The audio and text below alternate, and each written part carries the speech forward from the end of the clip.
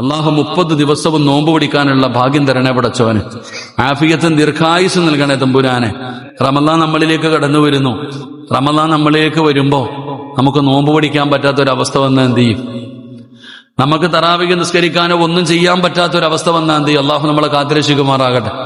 റമളാനിലെ ഒരു നോമ്പിന് പകരം ഒരു കൊല്ലം നോമ്പ് പിടിച്ചാൽ പകരാവോ? ഇവിടെ നമ്മൾ മനസ്സിലാക്കേണ്ട എന്താ?